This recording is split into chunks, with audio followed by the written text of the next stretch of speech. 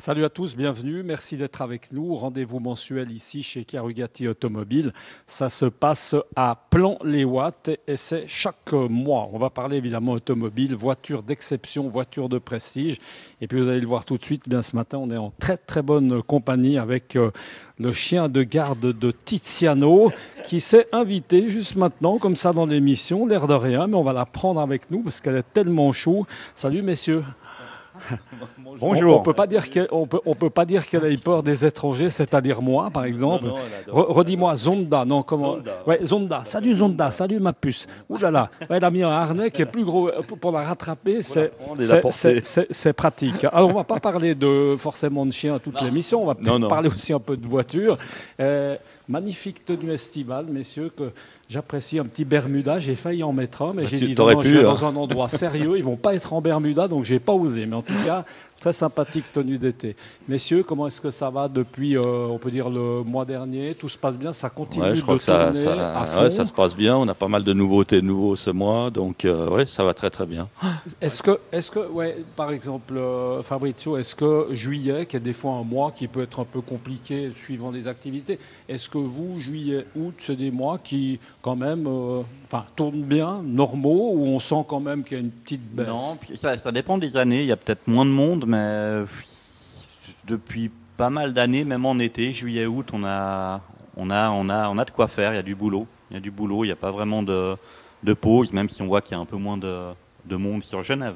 Et là, est-ce que ça s'active justement dans ces périodes il fait chaud, très chaud? Est-ce que par exemple justement tout ce qui est un peu décapotable, hein, c'est prisé, les gens, ou non, ne sont pas vraiment de différence plus non, mais que ça? Quand il fait beau, que ce soit des cabriolets ou des sportives, ça motive les gens à se faire plaisir.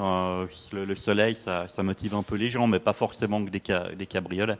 Alors, on va s'intéresser parce qu'il y a à peu près 5 modèles. Oui, il y a 5 voitures. Avec Tiziano. Alors, je vous laisse nous emmener. Bon, on peut commencer peut-être, voilà, par cette Ferrari qui est là.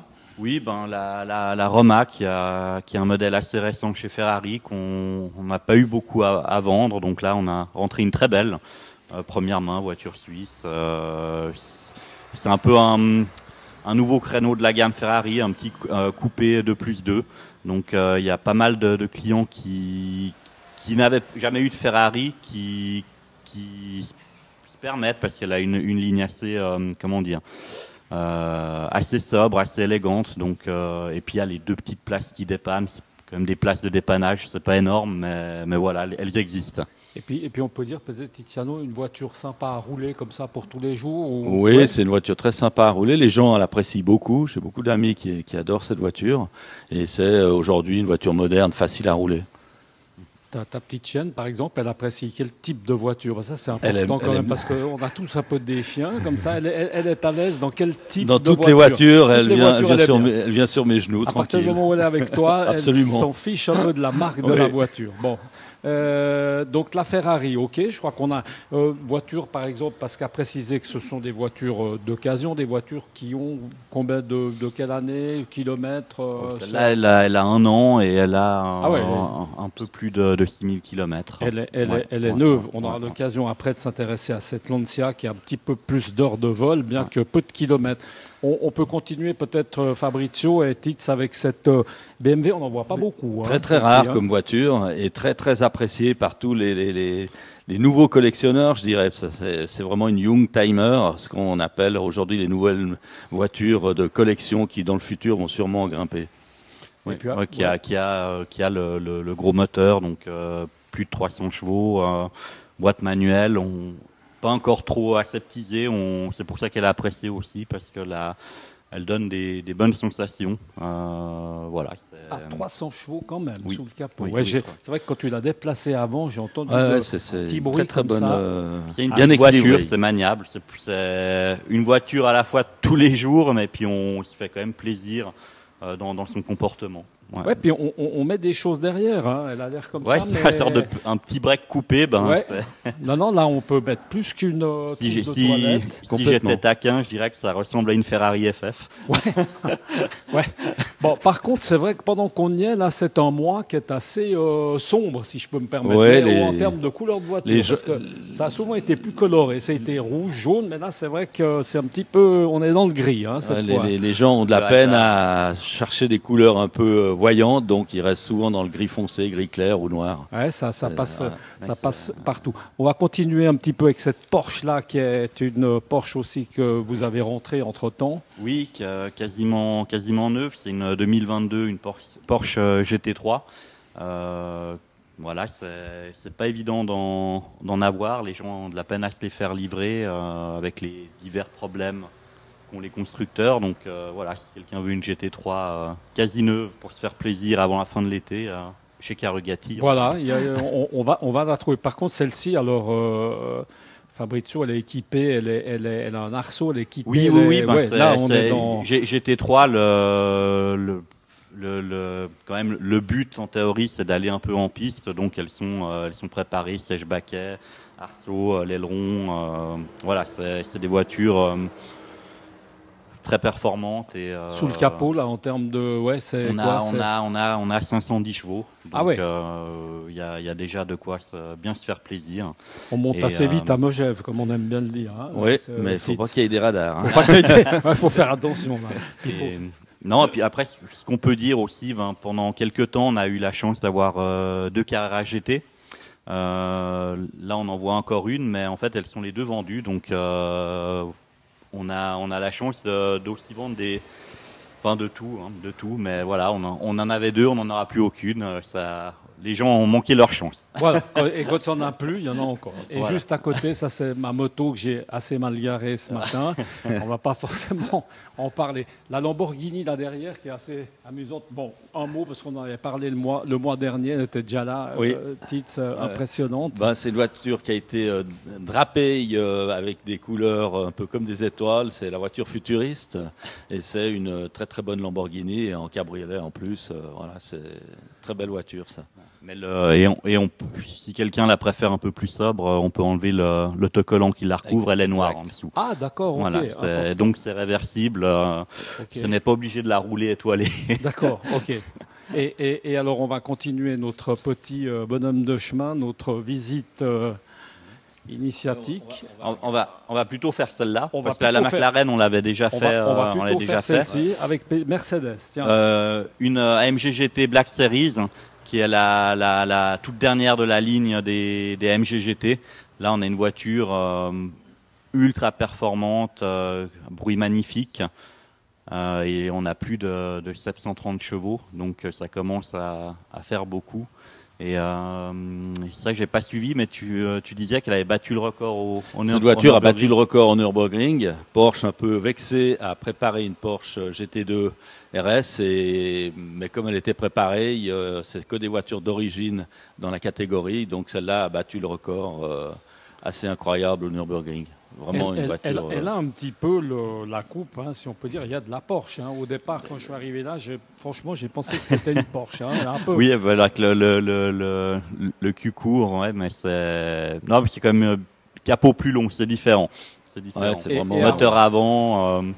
C'est une super voiture, avec beaucoup de carbone. À rouler comme ça, sympa, Fabrizio, ouais.